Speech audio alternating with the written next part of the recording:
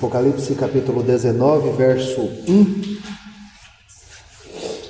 Meditaremos essa manhã no final do 6º ciclo e estamos caminhando para o final do livro.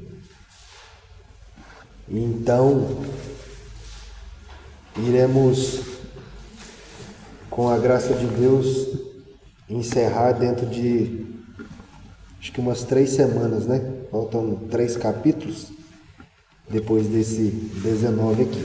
Amém?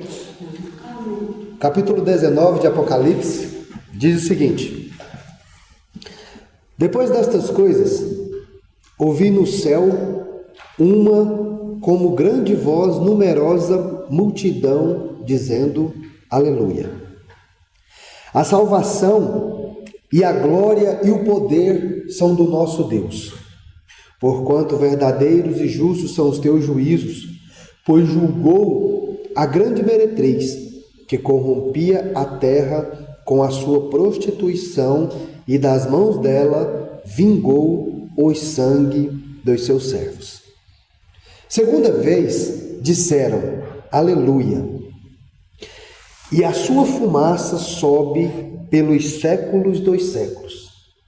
Os 24 anciãos e os 4 seres viventes prostraram e adoraram a Deus, que se acha sentado no trono, dizendo: Amém, Aleluia!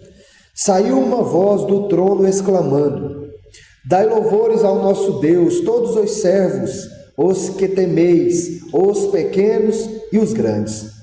Então ouvi uma como voz de numerosa multidão, como de muitas águas e como de fortes trovões, dizendo: Aleluia!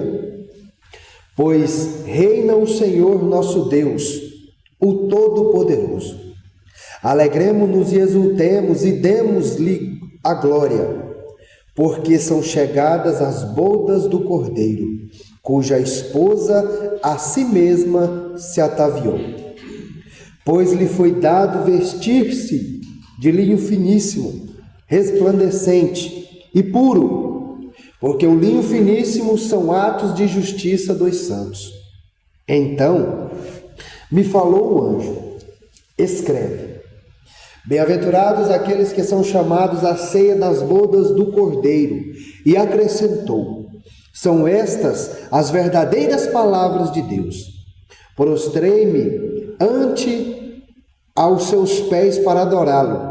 Ele, porém, me disse: vê, não faças isso. Sou conservo teu e dos teus irmãos, que mantém o testemunho de Jesus. Adora a Deus, pois o testemunho de Jesus é o espírito da profecia. Vi o céu aberto, e eis um cavalo branco, e o seu cavaleiro chama-se Fiel e Verdadeiro, e julga e peleja com justiça. Os seus olhos são como chamas de fogo, e na sua cabeça há muitos diademas. Tem um nome escrito que ninguém conhece, senão ele mesmo. Está vestido com um manto tinto de sangue, e o seu nome se chama Verbo de Deus. E o seguiam os exércitos que há no céu, montado em cavalos brancos, com vestiduras de linho finíssimo, branco e puro.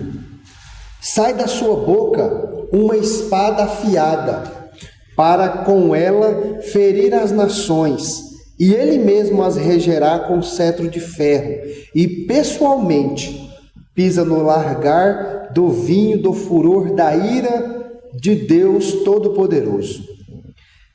Tendo no seu manto, na sua coxa, um nome escrito: Rei dos Reis e Senhor dos Senhores. Então viu o anjo posto em pé no sol e clamou com grande voz, falando a todas as aves que voam no meio do céu: Vinde, reuni-vos para a grande ceia de Deus, para que comais carnes de reis, carnes de comandantes, carnes de poderosos, carnes de cavalos e seus cavaleiros, carnes de todos, quer livres, quer escravos, tantos pequenos como grandes. E vi a besta e os reis da terra, e com seus exércitos congregados para pelejarem contra aquele que estava montado no cavalo e contra o seu exército. Mas a besta foi aprisionada, e com ela o falso profeta, que com sinais e feitos diante dela seduziu aqueles que receberam a marca na testa, a marca da besta, e eram os adoradores da sua imagem. Os dois foram lançados vivos dentro do lago de fogo, que arde com enxofre. Os restantes foram mortos à espada, que saía da boca daquele que estava montado no cavalo. E todas as aves se fartaram das suas carnes. Amém? Aqui se encerra o sexto ciclo, né? Esse sexto ciclo ele vai do capítulo 17 até o capítulo 19. No capítulo 17 nós vimos a descrição dessa meretriz, né? Dessa mulher que é descrita, né, como uma prostituta. E essa prostituta, ela se relaciona, né? Relacionou com os reis da terra, e ela estava atuando junto com o dragão, né? E aqui no capítulo 19, como nós vemos em cada final de cada ciclo, de cada sessão, Jesus ele volta, né? E o capítulo 19 vai mostrar mais uma vez o triunfo da igreja e o triunfo de Cristo, né? Ele vencendo sobre todo o mal, né? Sobre todo aquele que se levanta contra ele, né? E aqui nós podemos ler, né, a frase do dia, que a frase do dia é: o Senhor Jesus Cristo não leva para o céu ninguém que ele não tenha santificado na terra. Né? Essa é uma frase do príncipe dos pregadores, né? O Charles Spurgeon. E o tema dessa manhã será: os céus celebram o casamento e a vitória do Cordeiro de Deus. Né? A introdução aí no nosso estudo, queria que você me acompanhasse. Eu destaquei 4 pontos que diz o seguinte: estamos chegando a um momento culminante da história da humanidade. Nos capítulos de 1 a 11, vimos a perseguição do mundo sobre a igreja e como Deus enviou o seu juízo sobre ele. Nos capítulos 12 a 22, estamos vendo como esta batalha se torna mais renhida. E agora o dragão, o anticristo, o falso profeta e a grande meretriz se ajuntam para perseguir o Cordeiro e a sua igreja. Nos capítulos 17 e 18, vimos o sistema do mundo representado pela religião falsa, e os sistemas políticos e econômicos entram em colapso. Agora, João tem a visão da alegria no céu. Pela queda da Babilônia, a alegria do céu pelas bodas do Cordeiro e a visão gloriosa da vinda de Cristo e sua vitória retumbante sobre os seus inimigos. 4. Quando a Babilônia caiu, a ordem foi dada no céu: exultai sobre ela, ó céus, e vós santos, apóstolos, profetas, porque contra ela julgou a vossa causa. Jesus está julgando a meretriz, a falsa igreja, e casando-se com a sua noiva, a verdadeira igreja. Ao mesmo tempo em que a religião prostituída diz ai, ai, a noiva e o cordeiro, a noiva do cordeiro, a igreja diz amém. O tema, do ponto alto, os céus celebram o casamento do cordeiro, e o céu celebra o casamento e a vitória do cordeiro de Deus. Um subtema, o triunfo final de Cristo. Olha só o verso 1, diz o seguinte: depois destas coisas, ouvi no céu uma grande voz de numerosa multidão dizendo: aleluia! A salvação e a glória, o poder são do nosso Deus. Uma coisa muito curiosa aqui é que a palavra aleluia, ela tem o significado de Deus seja exaltado. E em todos os 27 livros que o Novo Testamento tem, a palavra aleluia só aparece somente no capítulo 19. Em todo o Novo Testamento, nós só vamos encontrar essa palavra somente no capítulo 19, dita 4 vezes. E João aqui, ele está vendo uma alegria no céu. Ele está vendo como se fosse uma festa.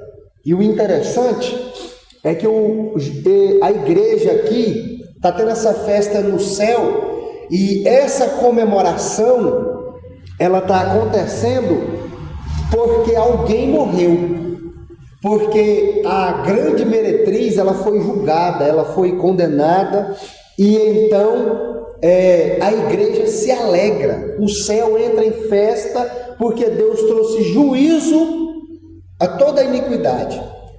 No nosso cotidiano, dias normais, no nosso dia a dia normal, quando se vai em um velório, é momento de tristeza, é momento de infelicidade, de amargura, né? É um momento que é um dos piores momentos da nossa vida, é quando nós vamos em um velório, ainda mais quando a gente perde um ente querido da gente, né? E aqui nós vemos que está tendo essa alegria no céu, porque a grande prostituta, porque toda a iniquidade aqui morreu, Deus condenou. E observem que o verso 1, João, ele vai ouvir, uma grande multidão numerosa, João ouviu vozes, como se fosse um coro dizendo aleluia, E no nosso estudo aí, no ponto 1, tem o significado que diz o seguinte: o louvor no céu pela queda da Babilônia. Depois destas coisas, ouvi no céu uma como grande numerosa multidão dizendo aleluia. A expressão depois destas coisas conecta a este capítulo a queda da Babilônia em Apocalipse 18. A multidão celestial celebra a justiça divina. Então, observem que essa multidão, esse coro aqui, essa igreja que está adorando a Deus, está exaltando o Senhor, ela está fazendo isso porque o que Deus fez é divino, o que Deus fez é justiça, Deus trouxe a justiça, E observa que existem algumas referências, por exemplo, Apocalipse 18, 20, Salmo 106, para ser mais preciso. O Salmo 106, no verso 48, diz: Bendito seja o Senhor Deus de Israel, de eternidade em eternidade. E todo o povo diga amém. Louvai o Senhor.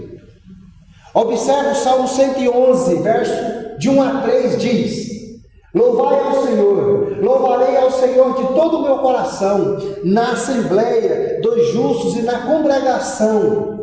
Grandes são as obras do Senhor, procuradas por todos os que nelas tomam prazer.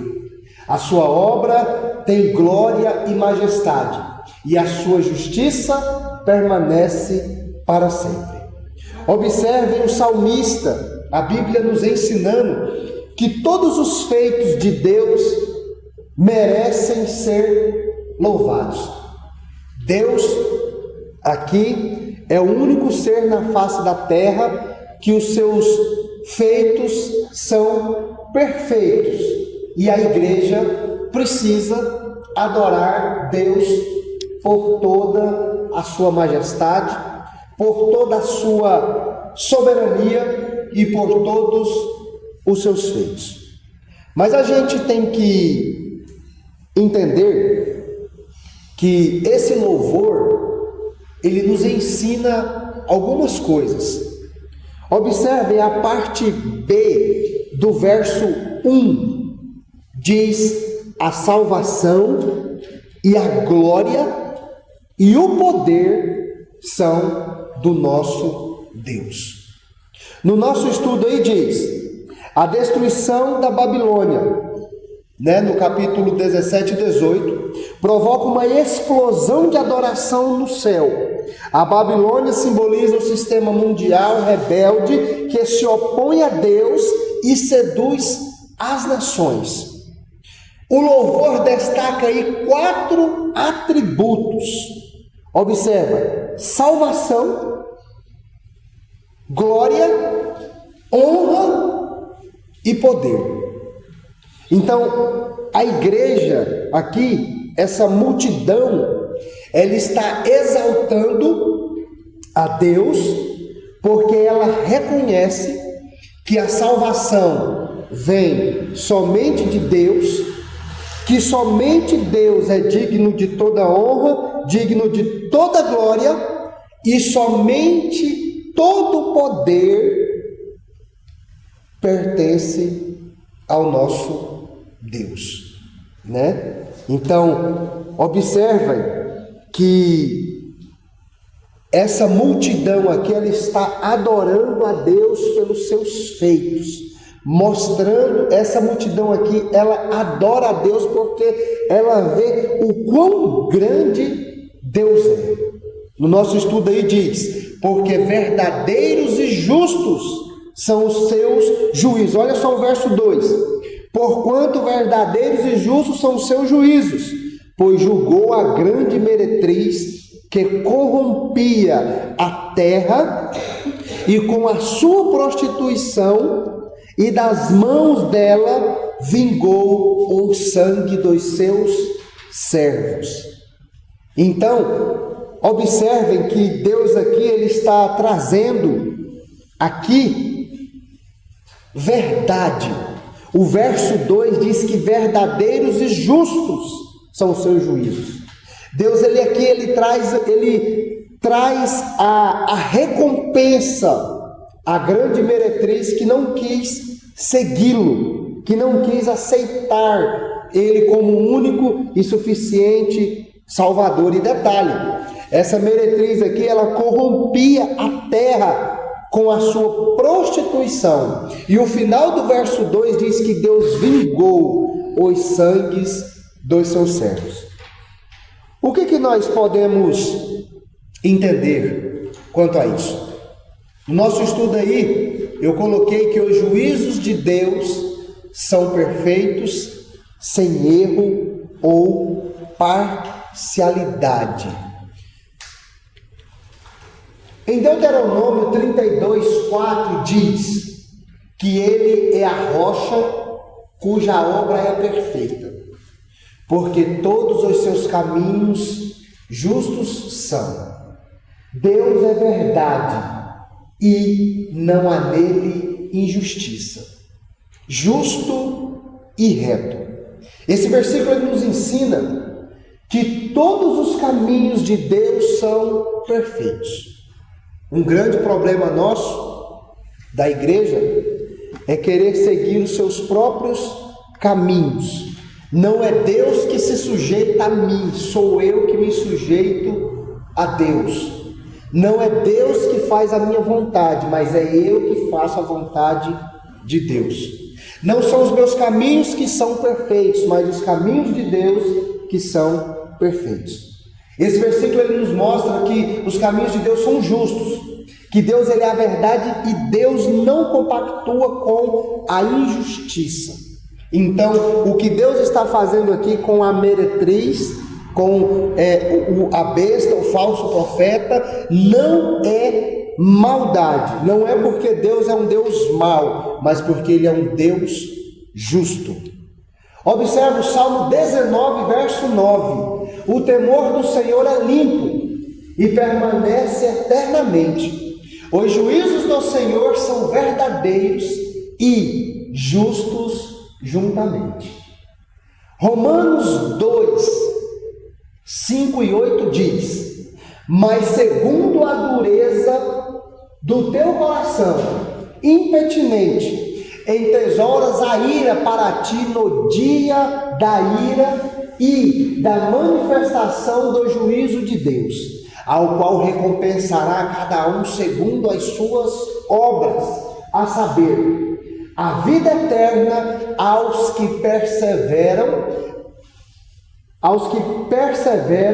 em fazer o bem, procuram glória, honra e incorrupção, mas indignação, a ira aos que são contenciosos, desobedientes à verdade e obedientes à iniquidade. Então, observem que Deus, Ele é justo. Deus, Ele é verdadeiro.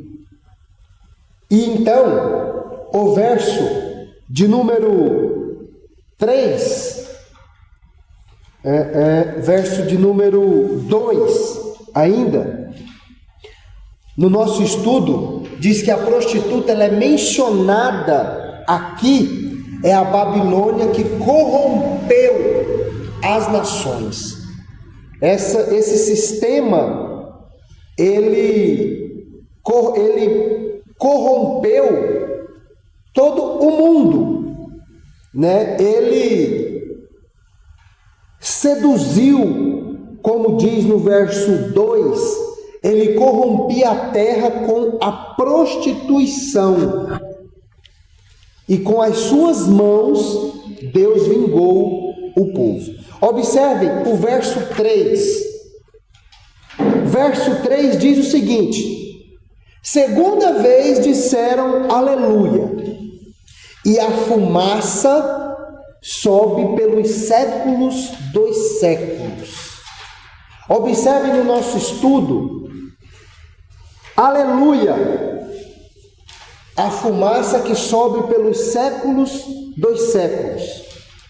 Isso quer dizer o seguinte: nós vemos essa expressão algumas vezes na Bíblia, né? Pelos séculos dos séculos. Isso é uma representação à condenação eterna. No nosso estudo aí eu coloquei a destruição da Babilônia, ela é definitiva, ou seja, vai ser para sempre, a condenação ela será eterna. Olha só o que diz Isaías 34, verso 9: os ribeiros se tornarão em pés, o seu pó em enxofre, a sua terra em pés ardente. Nem à noite, nem de dia se apagará. Para sempre a sua fumaça subirá, de geração em geração será assolada. Pelos séculos dos séculos passará por ela. Aqui nos ensina que a condenação daquele que não aceita o Evangelho, aquele sistema que é corrompido, aqui nos ensina o verso 3, que essa fumaça, ela sobe pelos séculos dos séculos, o tormento, ele é eterno, né? Estudiosos dizem que a condenação ela será eterna por causa que o pecado é contra um Deus eterno. Observem que o verso de número 4 vai mostrar que os 24 anciãos e os 4 seres viventes prostraram e adoraram a Deus, que se acha sentado no trono, dizendo: Aleluia. Observem que tudo que está acontecendo, a igreja que está lá no céu, esses 24 anciãos, eles representam o povo de Deus, desde o Antigo Testamento até o Novo, ela está se curvando diante do Todo-Poderoso, diante de todos os seus feitos. E observem que o que Judas, verso 7, nos ensina. Assim como Sodoma e Gomorra, as cidades circunvizinhas, que havendo entregue a fornicação, como aqueles, e ido após outra carne, foram postos, por exemplo, sofrendo a pena do fogo eterno. Cidades circunvizinhas, que havendo entregue a fornicação, como aqueles, e ido após outra carne, foram postas, por exemplo, sofrendo a pena do fogo eterno. Olha o que diz Apocalipse 4:4. Ao redor do trono haviam 4 tronos, e vi assentados sobre os tronos os 24 anciãos vestidos de vestes brancas, e tinham sobre as suas cabeças coroas de ouro. Esses 24 anciãos, dito aí no verso 4, representam a igreja que está adorando o Senhor pelos seus feitos. E o verso 5, João, ele vai ver novamente uma voz do trono exclamando, uma voz do trono dizendo: Dai louvores ao nosso Deus, todos os servos, todos os que temeis, pequenos e grandes. Então ouvi uma voz de numerosa multidão, como de muitas águas e como de fortes trovões, dizendo: Aleluia! Pois reina o Senhor, nosso Deus Todo-Poderoso. Notem vocês que no nosso estudo aí eu coloquei que o louvor, ele não é restrito aos anjos, mas inclui todos os remidos. Observem que essa passagem ela nos ensina que somente Deus, ele é digno de toda honra, de toda glória, de todo louvor. Quando nós nos reunirmos, quando nós nos ajuntarmos como igreja, o foco é de nós prestarmos um culto ao Senhor. Isso tem mudado nos nossos dias de hoje. Muitos e muitos de nós viemos muitas das vezes para pedir. É claro que nós não temos nós temos que pedir a Deus, nós temos as nossas petições, nós temos as nossas vontades, mas o foco central é adorar a Deus pelo que Ele é e pelo que Ele faz. Observem o que o Salmo 134 pode nos ensinar. Eis aqui: bendizei ao Senhor, todos vós, servos do Senhor, que assistis na casa do Senhor todas as noites. Levantai as vossas mãos no santuário e bendizei ao Senhor. O Senhor que fez os céus e a terra te abençoe desde Sião. Observe o Salmo 97. O Senhor reina, regozije-se a terra e alegre-se as muitas ilhas. Observem que o salmista ele nos ensina que nós temos que exaltar a Deus por tudo que Ele tem feito e por tudo que Ele vai fazer. Aqui essa multidão, ela está exaltando a Deus por ela ter trazido juízo ao grande sistema corrupto. E observem o verso de número 7. O culto ainda continua. Alegremo-nos e exultemos, e demos-lhe glória, pois são chegadas as bodas do Cordeiro, cuja a esposa a si mesmo se ataviou. Observem que agora a multidão se alegra porque chegou o momento das bodas do Cordeiro. Essa palavra bodas é aquela mesma do casamento. Já viu pessoas que comemoram bodas de ouro, bodas de prata, passam tantos e tantos anos, né, tempos de casado, e aí eles vão comemorar, né, as bodas de ouro, as bodas de prata e tudo mais. E aqui é a mesma coisa. Aqui a Bíblia está nos ensinando que a união de Deus com a igreja é igual um casamento.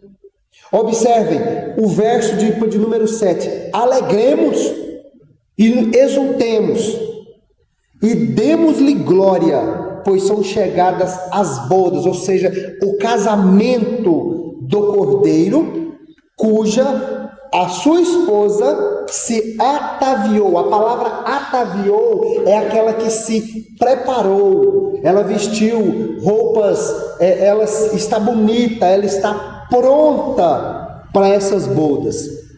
E o que isso pode nos ensinar? Que nós temos um relacionamento com Cristo como um casamento. Observa o que diz Efésios 5:25. Observa: vós maridos, amais as vossas mulheres como Cristo amou a igreja, e a si mesmo se entregou por ela, para a santificar, purificando com a lavagem da água pela palavra, para apresentar a si mesmo igreja gloriosa, sem mácula, nem ruga, nem coisa semelhante, mas santa e irrepreensível. Assim devem os maridos amar as suas próprias mulheres como os seus próprios corpos. Quem ama a sua mulher, ama-se a si mesmo, porque nunca ninguém odiou a sua própria carne. Antes, a alimenta, sustenta, como também o Senhor a igreja. Porque somos membros do seu corpo, da sua carne e dos seus ossos. Por isso deixará o homem seu pai, a sua mãe, e se unirá à sua mulher, e serão os dois uma só carne. Grande é este mistério. Digo, porém, a respeito de Cristo e da sua igreja. Notem vocês que aqui nos ensina que nós estamos aguardando o dia dessas bodas, que o noivo vai chegar. Nós somos a noiva do Cordeiro e ele é o noivo. E então, aqui no capítulo 19, João ele vai fazer uma ilustração mostrando que a igreja, ela, quando Jesus voltar, nós iremos nos casar com Cristo. E a palavra casamento quer dizer uma aliança, né? Nós que somos casados usamos uma aliança. E essa aliança, ela não tem começo e ela não tem fim, né? Da mesma forma, é um relacionamento que a igreja ela tem com Cristo. João aqui ele está vendo que depois que Deus traz o julgamento à grande meretriz, então a igreja vai se unir para sempre com o Senhor da mesma forma de um casamento. Observe o que Oséias vai dizer. Oséias 2, 19 e 20. E desposar-te-ei comigo para sempre. Desposar-te-ei comigo em justiça e em juízo, em benignidade e em misericórdia. E desposar-te-ei comigo em fidelidade e conhecerás ao Senhor. Mais uma vez, a Bíblia nos ensinando que nós somos a esposa e o Senhor Jesus é o nosso noivo. Mas observem que o verso 8 vai nos ensinar que essa esposa, ela se veste de linho finíssimo. Olha só o verso 8. Pois lhe foi dado a vestir-se de linho finíssimo, resplandecente, puro, porque o linho finíssimo são atos de justiça dos santos. Observe no nosso estudo aí, o linho representa a pureza concedida por Deus e manifestada nas obras dos santos. João ele tirou essa expressão linho finíssimo, veio lá de Isaías 61, 10.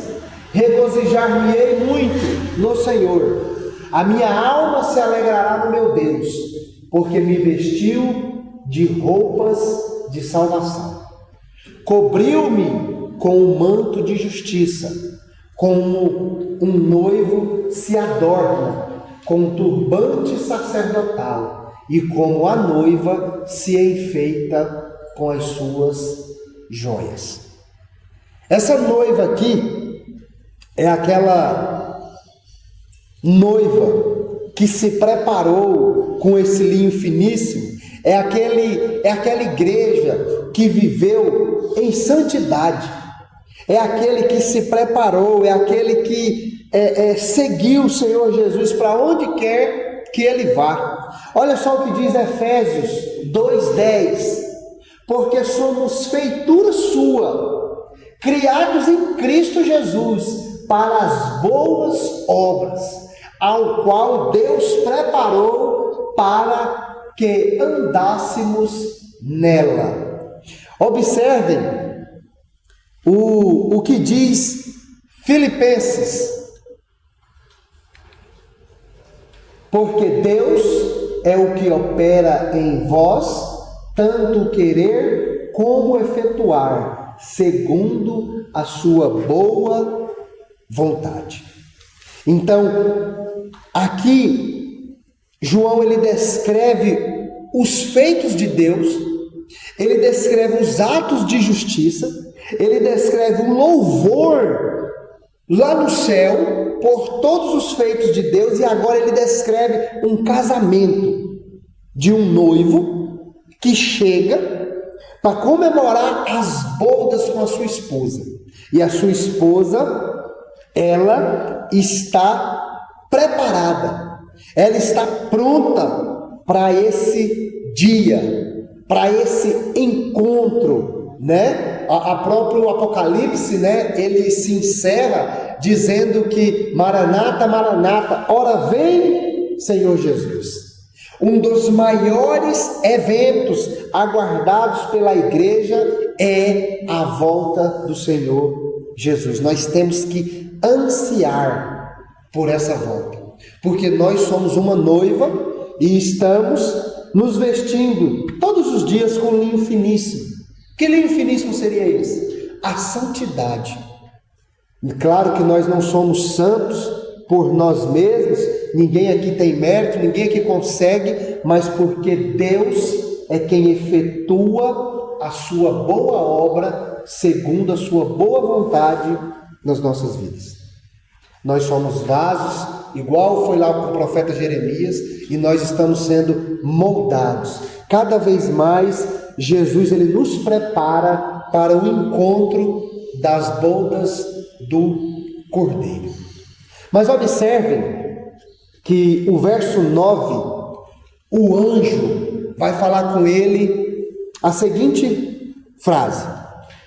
Apocalipse 19, 9. Então me falou o anjo, escreve: bem-aventurados aqueles que são chamados à ceia do Cordeiro. E acrescentou: são estas as verdadeiras palavras de Deus. Essa bem-aventurança aí é uma das 7 bem-aventuranças do Apocalipse. E olha só o que nós podemos observar em Mateus 24, de 1 a 14.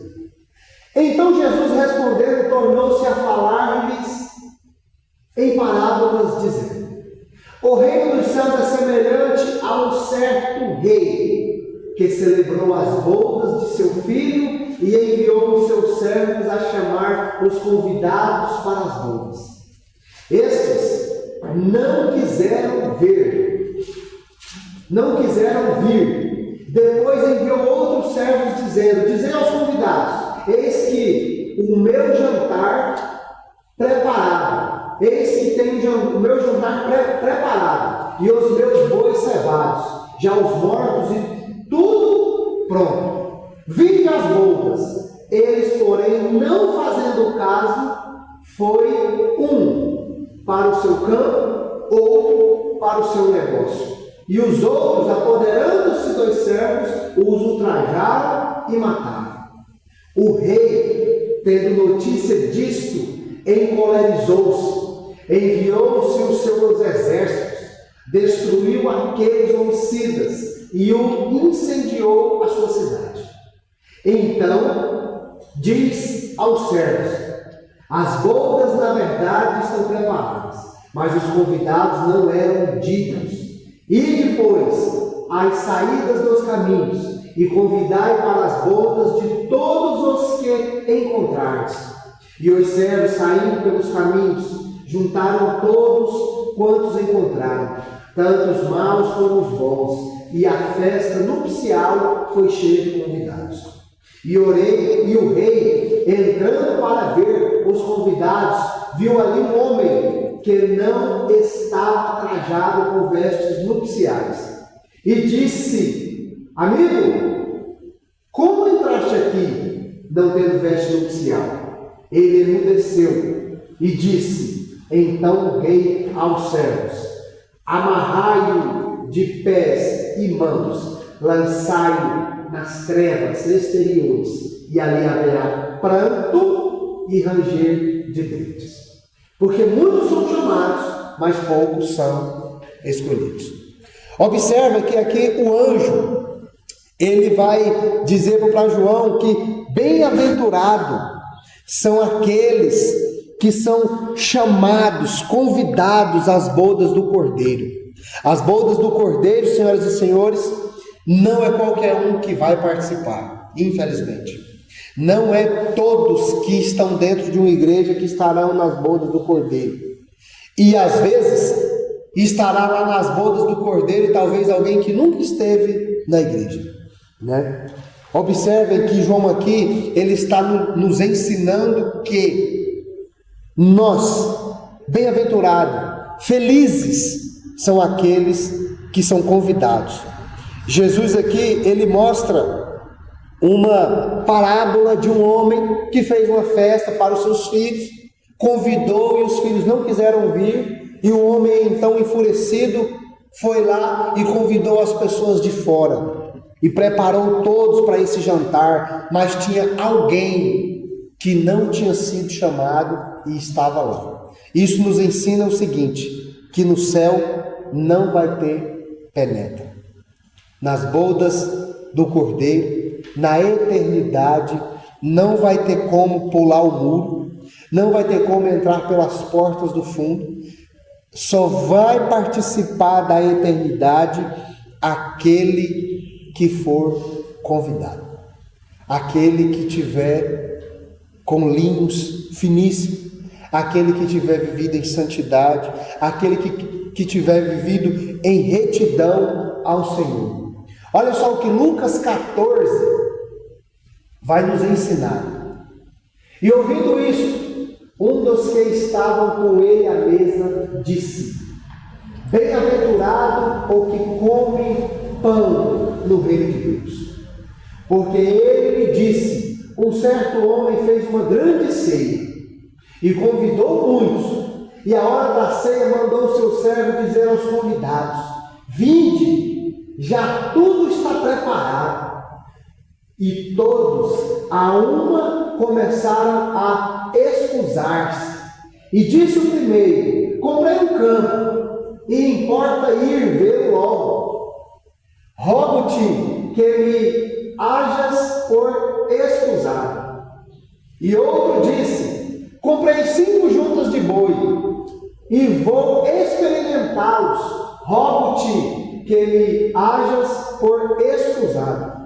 E outro disse: casei-me com a minha esposa e porquanto não posso ir. E voltando aquele servo, anunciou essas coisas ao seu senhor. Então o pai de família, indignado, disse ao seu servo: sai depressa pelas ruas, bairros da cidade, e traze aqui pobres, aleijados, mancos e cegos. E disse o servo: Senhor, feito está como mandastes, e ainda há lugar. E disse o Senhor ao servo: sai pelos caminhos e valados, e força-os a entrar, para que a minha casa esteja cheia. Porque eu vos digo que nenhum daqueles homens que foram convidados provará a minha ceia. Observa que a parábola que Jesus aqui nos ensina é que ele chama muitas e muitas pessoas. Muitos são chamados, mas a decisão de escolha, ela é nossa. Não tem como você aceitar o chamado de Deus e recusá-lo hoje e pensar o seguinte: amanhã eu aceito. Talvez o amanhã possa ser tarde demais. Aqui nos ensina que o chamado de Deus, ele é para hoje, para agora. Deus, ele nos chama todos os dias. E aqui o anjo, ele diz: felizes, verso 9, bem-aventurado, feliz, completo é aquele que são chamados às bodas do Cordeiro. O verso 10, João, acho que de tantas coisas que ele tem visto no Apocalipse, desde o capítulo 1 até o presente momento, João, ele vai cometer um erro. Verso 10: prostrei-me ante aos seus pés para adorar. Ele, porém, me disse: vê, não faças isso. Sou conservo teu e de teus irmãos, que mantém o testemunho de Jesus. Adora a Deus, pois o testemunho de Jesus é o espírito da profecia. Observem que João aqui, ele vai aqui cometer uma falha humana, né? Ele é repreendido pelo anjo. O anjo vai dizer que somente quem merece adoração é Deus. né? Um próprio anjo, que é um ser perfeito, reconhece a sua miserabilidade e exalta aquele que fez os céus e a terra. E o que isso nos ensina? Êxodo 20, o contexto da passagem foi quando Deus deu os 10 mandamentos a Moisés. Olha só, um dos mandamentos vai dizer: não terás outros deuses diante de mim. Não farás para ti imagem de escultura, nem alguma semelhança do que há em cima dos céus, nem embaixo na terra, nem nas águas debaixo da terra. Não te encurvarás a elas, nem te servirás, porque eu, o Senhor teu Deus, sou zeloso e visito a iniquidade dos pais nos filhos, até a 3ª e a 4ª geração daqueles que me odeiam. Observem que aqui é uma repreensão clara à idolatria. Começa pelo feito das imagens, né? Que não terá outros deuses diante de mim e nem fará imagens de escultura, né? Nós vivemos em uma cidade que infelizmente ela é idólatra, e observem que João aqui, ele vai se prostrar diante do anjo, e o anjo vai lembrá-lo que somente Deus é digno de toda honra e de toda glória. O único ser na face da terra que nós temos que nos curvar é perante aquele que fez os céus e a terra. E também é um outro grande problema da igreja, porque a igreja evangélica, ela tem se dobrado diante de deuses, e esses deuses, muitas e muitas das vezes, são homens, são imagens, né? Tem gente que faz a réplica da Arca da Aliança e todo mundo fica de joelho diante dela, né? Tem homens que são idolatrados pelos seus feitos. E observem que essa idolatria, ela já acontecia desde a época de Jesus. Olha só o que diz Atos 10, 25 e 26. A passagem aqui é quando Pedro vai na casa de Cornélio. Olha só, e aconteceu que entrando Pedro, saiu Cornélio a recebê-lo e prostrando-se aos seus pés o adorou. Mas Pedro o levantou dizendo: levanta-te, que eu também sou homem. Observem que o quanto que é perigoso a idolatria. Um grande tema central do Apocalipse é a idolatria. O povo, o mundo em si adora a besta, adora o falso profeta, então se curvam diante da idolatria. E aqui está mostrando que o anjo repreende João e diz: adora somente a Deus. Eu sou conservo teu, não só teu, mas dos teus irmãos, aqueles que seguem a Jesus, né? E do verso 11 em diante, João, ele vai descrever. Observa que no verso 10 ainda, Jesus, o anjo, ele vai dizer o seguinte, na parte B do versículo: eu sou conservo teu e dos teus irmãos, que mantém o testemunho de Jesus. Adora a Deus, pois o testemunho de Jesus é o espírito da profecia. Observe, toda verdadeira profecia aponta para Cristo. Observe, Lucas 24, 27 diz: e começando por Moisés e por todos os profetas, explicava-lhes o que dele se achava em todas as Escrituras. Observa João 5,39: examinai as Escrituras, porque vós cuidais de ter nelas a vida eterna, e são elas que testificam de mim. João aqui está mostrando, o anjo, na verdade, está dizendo para ele que Jesus, ele é o espírito da profecia. Jesus, ele é o testemunho anunciado por Moisés, anunciado por Elias, anunciado por Isaías, por Ezequiel, por Daniel. Tudo se cumpre em Jesus Cristo. Jesus, ele é todo o Antigo Testamento, todos os 39 livros que compõem o Antigo Testamento apontam para Cristo.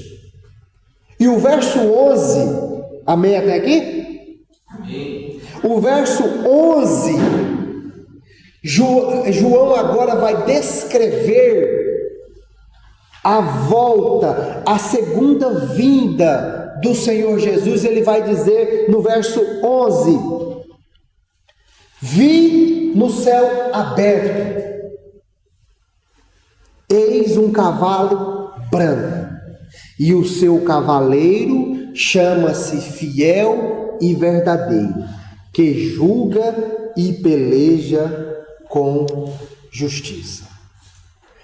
Observe, João aqui, ele descreve um cavalo branco e um cavaleiro em cima dele. Cavalo branco na antiguidade simbolizava vitória e triunfo. Muitos e muitos reis, quando venciam a guerra, normalmente os seus cavalos eram brancos e eles desfilavam em meio à vitória montados em cavalos brancos. Então eu posso entender que esse cavaleiro, ele é vitorioso, mas ele se chama Fiel e Verdadeiro. Observe, Mateus 24:30 diz: então aparecerá no céu o sinal do Filho do Homem, e todas as tribos da terra se lamentarão, e verão o Filho do Homem vindo sobre as nuvens do céu com poder e grande glória.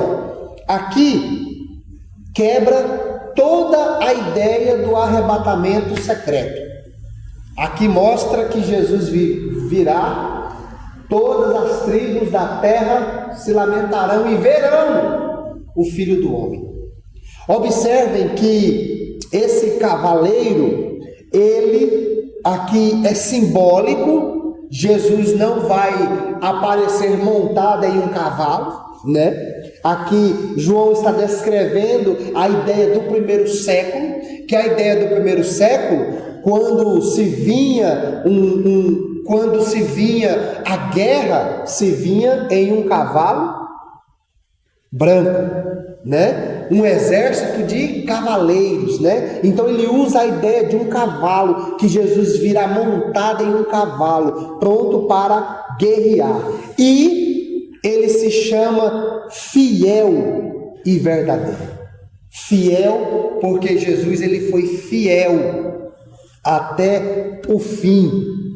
Jesus, ele é verdadeiro, A própria Bíblia diz que ele foi achado sem culpa, O próprio Isaías diz que ele foi levado ao matadouro como uma ovelha muda, que nele não tinha nenhuma culpa, que não achou nenhum engano na sua boca, Que mostra o Filho de Deus vindo montado em um cavalo branco, sendo fiel e verdadeiro, que julga e peleja com justiça. Então nós temos a ideia de que Jesus voltará. Amém? Os Atos 1:11 diz: aos quais lhe disseram: homens galileus, por que estáis olhando para o céu? Esse Jesus que dentre vós foi recebido em cima no céu, há de vir, assim como para o céu vistes ir. Observem o que diz o verso de número 12: os seus olhos são como chamas de fogo, na sua cabeça há muitos diademas, e tem um nome escrito que ninguém conhece senão ele mesmo. Esse cavaleiro ele está pronto para a batalha. E Zacarias vai dizer no capítulo 14, verso 3 e 4, e o Senhor sairá e pelejará contra as nações, como pelejou sim no dia da batalha. E naquele dia estarão seus pés sobre o Monte das Oliveiras, que está de fronte de Jerusalém, para o oriente, e os montes das oliveiras será fendido pelo meio, para o oriente e para o ocidente, e haverá um vale muito grande, e a metade do monte se apartará para o norte, e a outra metade dele para o sul. Observem que esse cavaleiro, além dele vir montado em um cavalo branco,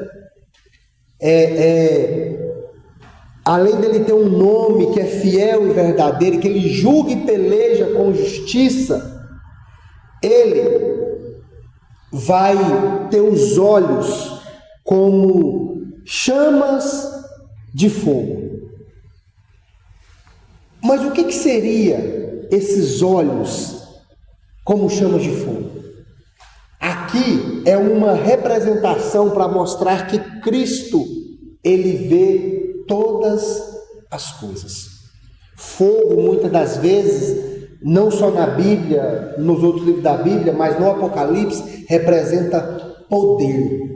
Observem como Jesus apresenta-se para João em Apocalipse 1,14. E a sua cabeça e os seus cabelos eram como a lã branca, como a neve, e os seus olhos como chamas de fogo. Aqui está mostrando que o seu tudo vai estar diante de Jesus. Ninguém vai conseguir escapar do seu juízo. Olha o que diz Daniel 10:6. E o seu corpo era como berilho, e o seu rosto parecia um relâmpago, e os seus olhos como tochas de fogo, e os seus braços e os seus pés que brilhavam como bronze polido, e a voz das suas palavras eram como a voz de uma multidão. Observem o que diz em Hebreus 4:13. E não há criatura alguma encoberta diante dele. Antes, todas as coisas estão nuas e patentes aos olhos daquele com quem temos de tratar.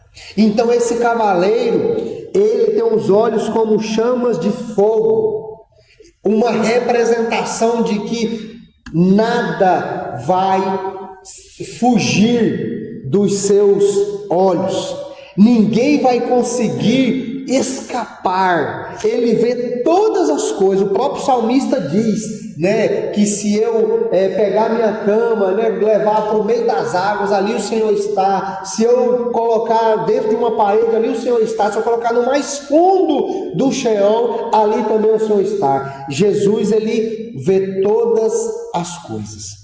Mas o verso de número 12 continua e diz que os seus olhos são como chamas de fogo, e na sua cabeça há muitos diademas. Em algumas Bíblias quer dizer coroas. Observa, essa coroa, ela representa que ele é um rei ou uma autoridade universal.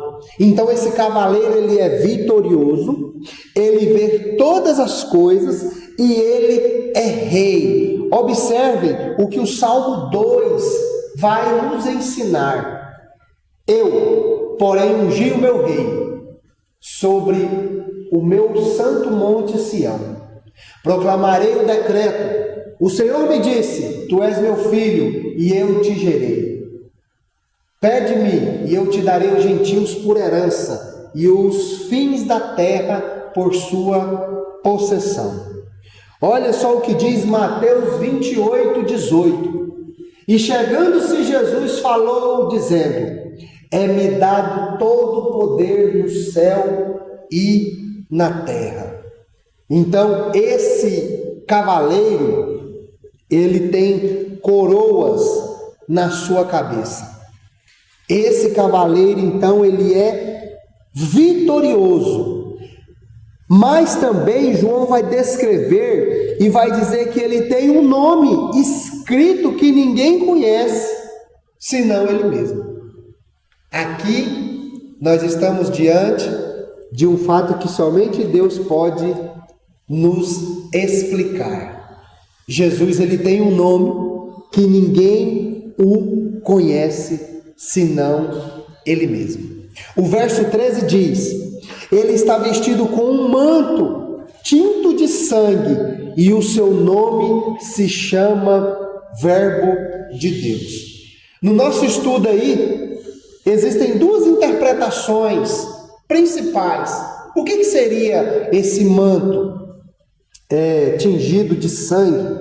Em algumas versões, na versão João Ferreira de Almeida, diz que a sua capa ela é salpicada de sangue, né? Alguns entendem que o sangue é o próprio sacrifício de Cristo, outros entendem que esse sangue é o sangue dos inimigos, pois no final do capítulo 19, nós vamos ver que Jesus vai matar todos os que se opõem contra ele. Mas nós podemos analisar alguns versículos e talvez tirar as nossas próprias conclusões. Olha só o que Isaías 63, 1 a 3 diz: quem é este que vem de Edom e de Bósra com vestes tintas? Este é um glorioso em sua vestidura, que marcha com a sua grande força. Eu que falo em justiça, poderoso para salvar. Porque está vermelha a tua vestidura e as tuas roupas como daquele que pisa no largar. Eu sozinho pisei no largar dos povos, ninguém houve comigo, e os pisei na minha ira, e esmaguei o meu furor, e o seu sangue salpicou as minhas vestes, e manchei toda a minha vestidura. Observem como que Jesus se apresenta em Apocalipse 5:9. E cantava um novo cântico, dizendo: digno és de tomar o livro e de abrir os seus selos, porque fostes morto, e com seu sangue comprastes para Deus toda a tribo, língua, povo e nação. Então, esse cavaleiro que tem uma capa, essa capa salpicada de sangue, Hebreus 9:12 diz: nem por sangue de bodes e bezerros, mas por seu próprio sangue entrou de uma vez no santuário, havendo efetuado uma eterna redenção.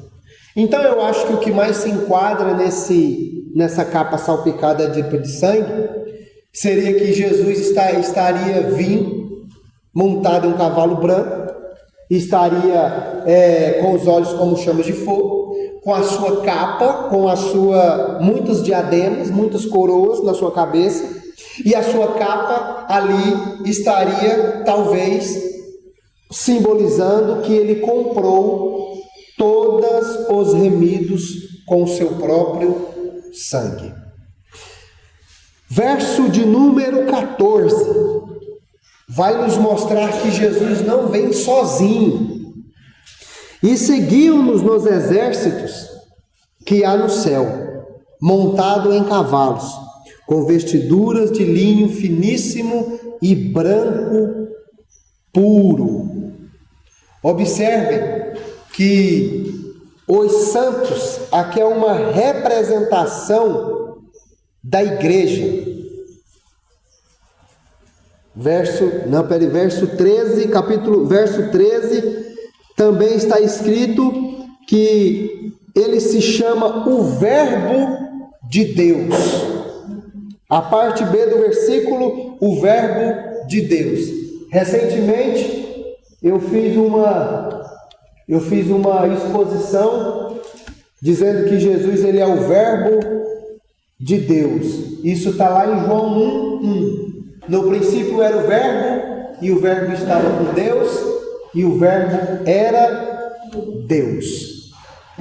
Observe, João 1,14. O Verbo se fez carne e habitou entre nós, e vimos a glória como glória do unigênito do Pai, cheio de graça e de verdade. Observem que esse cavaleiro, ele é explicitamente, claramente, Jesus voltando junto com a sua igreja. Verso de número 14. E seguiam-nos exércitos que há no céu, montado em cavalos brancos, com vestiduras de linho finíssimo.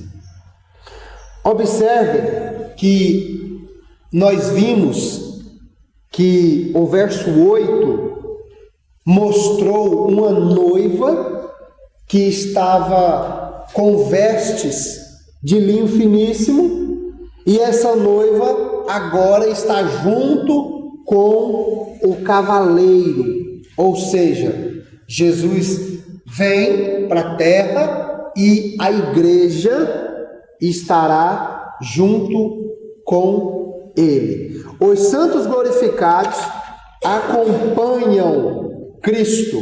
Olha só o que diz Mateus 25:31. E quando o Filho do Homem vier em sua glória, todos os santos anjos com ele, então se assentará no trono da sua glória. Observem o que diz 1 Tessalonicenses 3,13. Para confirmar os vossos corações, para que sejais irrepreensíveis em santidade, diante do nosso Deus e Pai, na vinda de nosso Senhor Jesus Cristo, com todos os seus santos. Olha só o que diz Judas 1,14. E destes profetizou também Enoque, o sétimo de Adão, dizendo: eis que é vindo o Senhor com milhares de seus santos. Então, observem que nós podemos entender aqui que Jesus, ele vem junto com a sua igreja. O verso de número 14 ainda continua dizendo, verso 15, diz que uma espada sai da sua boca, e sai da sua boca uma espada afiada, para com ela ferir as nações, e ele mesmo as regerá com cetro de ferro, e pessoalmente pisará no largar do vinho do furor da ira do Deus Todo-Poderoso. Todos nós sabemos que espada, ela representa na Bíblia a palavra de Deus. Observe Isaías 11:4. Mas julgará com justiça aos pobres, e repreenderá com equidade os mansos da terra, e ferirá a terra com a vara da sua boca, e com o sopro dos seus lábios matará o ímpio. Hebreus 4:12. Porque a palavra de Deus é viva e eficaz, e mais penetrante do que espada alguma de dois gumes, e penetra até a divisão da alma e do espírito, e das juntas e medulas, e é apta para discernir os pensamentos e intenções do coração. E não há criatura alguma encoberta diante dele, antes todas as coisas estão nuas e patentes aos olhos daquele que temos de nos tratar. Jesus então vem, montado em um cavalo branco, uma espada sai da sua boca, que é uma representação da palavra, ou seja, é pela palavra que o mundo será sentenciado, e é pela palavra que a igreja também será glorificada. Também nós podemos entender uma passagem muito conhecida, Efésios 6,17. Tomai também o capacete da salvação e a espada do Espírito, que é a palavra de Deus. Então esse cavaleiro vem e tira uma espada da sua boca, mas ele pisa no largar do vinho do furor da sua ira. Aqui representa uma condenação. Observe Isaías 63:3. Eu sozinho pisei no largar dos povos, ninguém houve comigo, e os pisei na minha ira, e esmaguei no meu furor. E o meu sangue salpicou as minhas vestes, e manchei toda a minha vestidura. Olha só o que diz Apocalipse 14:19. E o anjo lançou a sua foice à terra e vindimou as uvas da vinha da terra e atirou no grande largar da ira de Deus. O largar foi pisado fora da cidade e saiu sangue do largar até os freios dos cavalos pelo espaço de 1.600 estádios. Olha só o que diz Joel 3,13. Lançai a foice, porque já está madura a seara. Vinde e descei, porque o largar está cheio de vasos dos largares. Transbordam, porque a sua malícia é grande.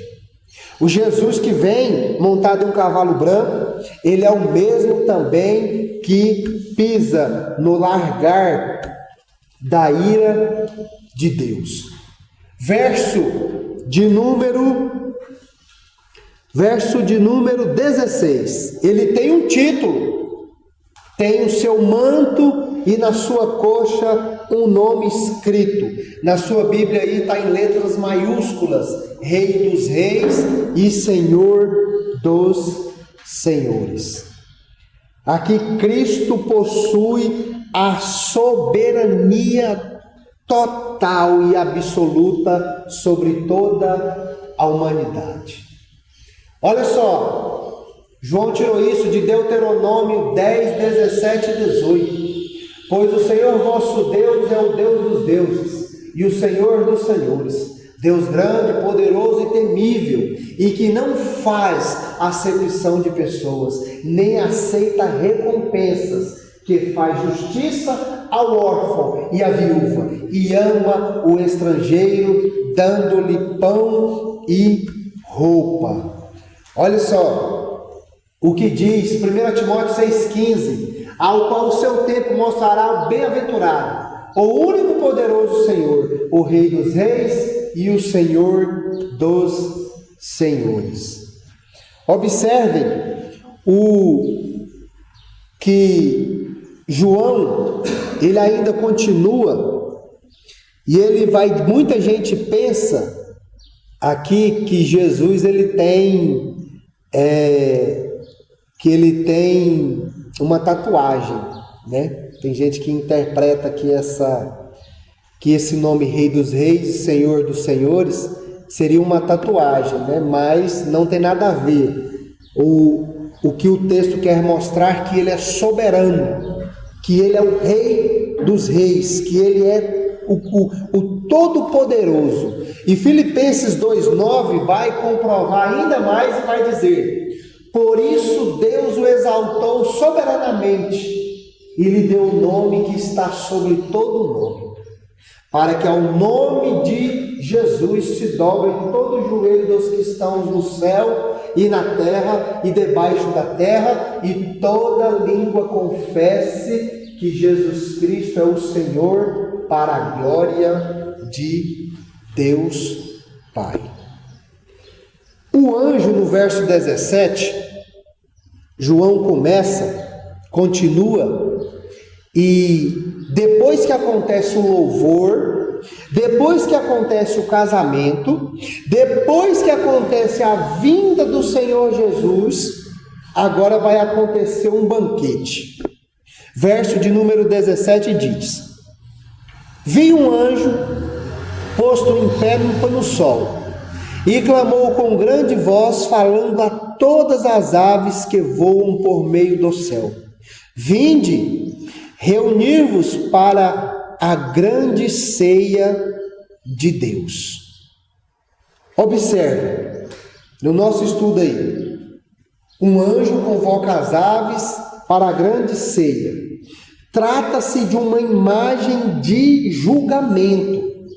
Aconteceu esse mesmo fato em Ezequiel 39, que diz o seguinte: Tu, pois, ó filho do homem, assim diz o Senhor Deus, diz às aves de toda espécie e de todos os animais do campo: Ajuntai-vos e vinde, congregai-vos de toda parte para o seu sacrifício. E eu que ofereci por vós um sacrifício grande nos montes de Israel, comei a carne e bebei o sangue. Comereis a carne dos poderosos e bebereis a carne dos príncipes da terra, dos carneiros, dos cordeiros e dos bodes e dos bezerros, todos cevados de Bazã. Comei a gordura até vos fartardes e beberei o sangue até vos embebedardes do meu sacrifício que ofereci por vós. E a minha mesa fartar-vos-ei de cavalos, de carros, de poderosos e de todos os homens de guerra, diz o Senhor. João aqui está mostrando que o ato do anjo chamar aves para fazer parte da ceia do Senhor é um símbolo de julgamento eterno. Olha só o que Mateus 24 diz: porque assim como o relâmpago sai do oriente e se mostra no ocidente, assim será a vinda do Filho do Homem, pois onde quer que estiver o cadáver, ali ajuntarão-se as águias. Então, observa que para esse banquete é chamado as aves de todo o céu, e o verso 18 vai dizer que para que comais as carnes dos reis, comandantes, carne dos poderosos, carnes dos cavalos e carne dos cavaleiros, e carnes de todos, quer livres, quer escravos, tanto pequenos como grandes. Isso nos ensina o seguinte, que ninguém escapa da condenação de Deus. Não importa qual seja o título, não importa se é o prefeito, não importa se é o presidente, não importa se é o governador, se ele é pobre, se ele é rico. Sabe por quê? Porque Deus não faz acepção de pessoas, é o que diz Romanos 2:11. Atos 10:34 diz: e abrindo Pedro a boca, disse: reconheço por verdade que Deus não faz acepção de pessoas. Quando Jesus voltar, todos estarão, ninguém vai escapar. Quando vier o Todo-Poderoso, não vai adiantar ter título, não vai adiantar ter dinheiro, não vai adiantar ser dono de empreendimento, não vai adiantar ser dono da cidade. Se ele não passar, se ele não for convidado às bodas do Cordeiro, então ele vai passar pela grande ira do Todo-Poderoso. João, no verso 19, já caminhando para encerrar, João ele vai dizer o seguinte: vi a besta e os reis da terra, e com os seus exércitos de congregados, para pelejarem contra aquele que estava montado em seu cavalo, contra o seu exército. E o verso 20 diz: mas a besta foi aprisionada, e com ele o falso profeta, com os sinais feitos diante dela, e seduziu aqueles que receberam a marca da besta e eram adoradores da sua imagem. Os dois foram lançados dentro do lago que arde com fogo e com enxofre. Observa que aqui é bem claro, mostra que toda a força do mal, ela vai ser despedaçada. Toda a força do mal, ela vai ser condenada e vai ser não lançada no inferno, mas lançada no fogo que arde com fogo em enxofre. João, ele usa essa expressão porque o enxofre, ele é um componente do ácido. Era um dos piores tipos de morte que havia na sua época. Eram os piores tormentos que havia. E aqui ele quis mostrar que a condenação de todo aquele que se opõe contra Deus é sofrer de forma terrível. Olha só o que diz o Salmo 2. Porque se amontinam os gentios dos povos e imaginam coisas vãs. Os reis da terra se levantam, os governos consultam juntamente contra o Senhor e contra o seu ungido, dizendo: rompamos as suas ataduras e sacudamos nós as suas cordas. Olha só o Apocalipse 16. Porque o espírito de demônios que fazem milagres vão ao encontro dos reis da terra de todo mundo para congregar para a batalha daquele grande dia do Todo-Poderoso. Eis que vem como um ladrão, bem-aventurado aquele que vigia e guarda as suas roupas, para que não ande nu e não se vejam as suas vergonhas. E congregaram no lugar em que em hebreu se chama o Armagedon.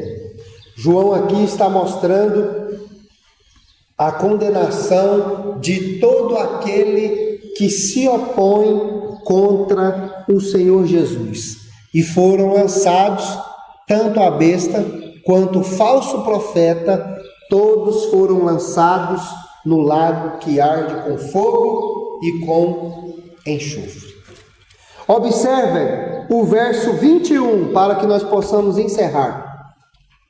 Os restantes foram mortos com a espada que saía da sua boca.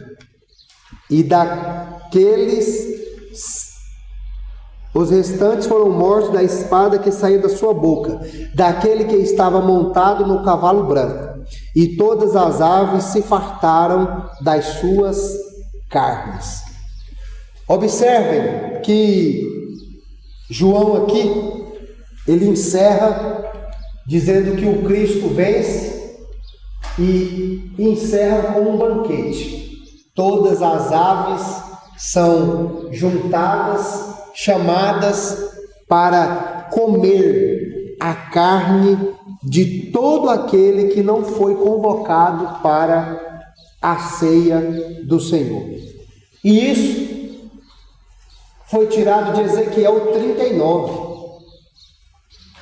Tu, pois, filho do homem, assim diz o Senhor Deus, diz às aves de toda espécie e a todos os animais do campo: ajuntai-vos e vinde, congregai-vos de toda a terra da parte do meu sacrifício, que eu ofereci por vós um sacrifício grande, nos montes de Israel, e comei carne e bebeis sangue.